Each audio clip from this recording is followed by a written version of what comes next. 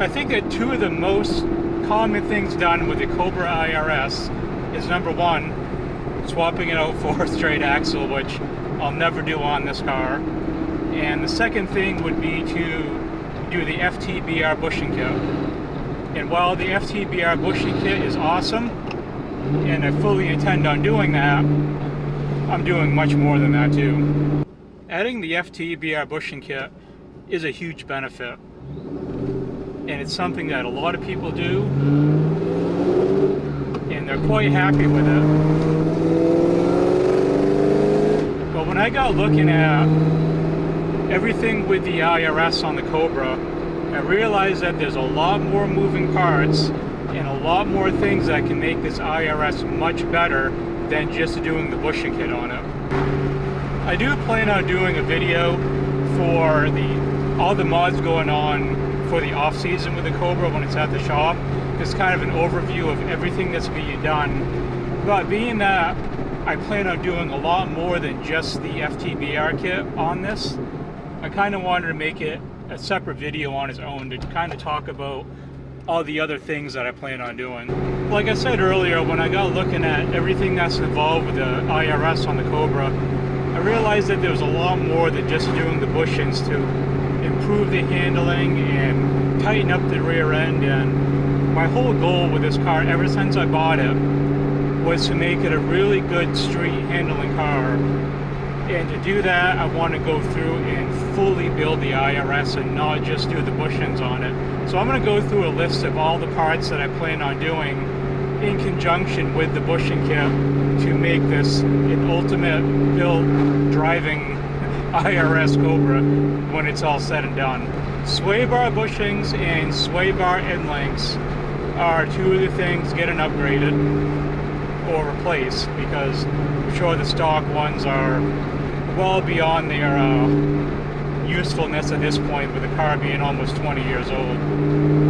As with a lot of the other parts I'm going to mention to go along with this, it's just replacing and improving on what was already there to begin with, and replacing it because it's just old and worn out. So if I'm doing the bushings, I might as well do all of these other parts too to completely build the IRS. I plan on doing a front torque diff brace, an IRS Steeda subframe bracket, swapping out the IRS 12 millimeter bolts for 14 millimeter, because from what I've read, it got upgraded into the 14 millimeter bolts, tightens it up just a little bit, because apparently there's a little bit of play with the 12 millimeter bolts. So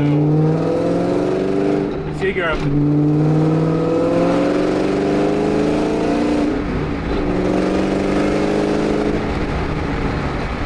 while it's out, might as well replace the bolts with 14 millimeter bolts. And to go along with all of that too, I am replacing all the cross axis joints in the IRS with brand new ones from FTBR. I think doing everything in the IRS will make this handle so much better. Now, I have driven another Cobra that had the IRS bushings done, and man, did that car feel so good. And this is a car that I plan on featuring on the channel this winter. I know I've really slacked on doing the subscriber ride features, but that's something that I haven't forgotten about. It is something that I will get back to, and will start putting videos out for that. For all of you that have submitted photos of your cars and everything, it will happen. I didn't scrap it, so just give me a little bit of time and I'll start putting those videos together. But as I was saying, one of the cars that I am featuring on the channel is someone local to me, and I did get to drive his car, and I'll throw up a picture of it here. And man, did that thing handle so good. I got into mine and it felt like a dinosaur. It was just felt so outdated, and I know with improving all the IRS stuff that it's going to make this car so much better overall. That process has begun a little bit, as far as making this car a better street-driven car. When I replaced the whole suspension in it, I did the X2 ball joints in it, did the bump steer kit. So it's got some new updated parts on the front, and just doing that stuff, it tightened the front end up, and it rides so much better now as a whole. So now that I've kind of worked on the front, Now I'm going to focus on the rear and get that all squared away. Now doing the IRS, rebuilding that is just one thing that I'm doing with the car in the off season. I have some parts that have been laying around the house for way too long now that need to be out of the boxes and on the car.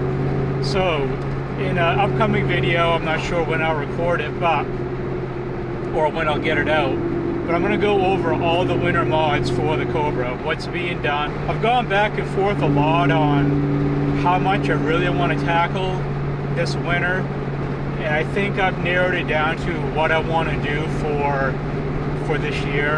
I kind of have a long-term plan with the car, but that's going to be winter of 2023 and not winter of 2022. So we'll have to see how those plans go, but when I do that video for all the mods for this winter, it'll kind of, you know, set the tone for where I want the car to be for summer of 2023.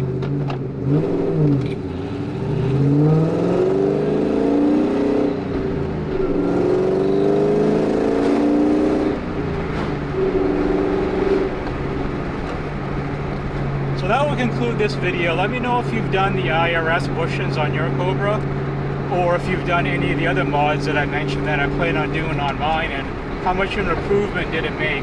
I'm really looking forward to how this will transform the car as far as how it drives and how it handles.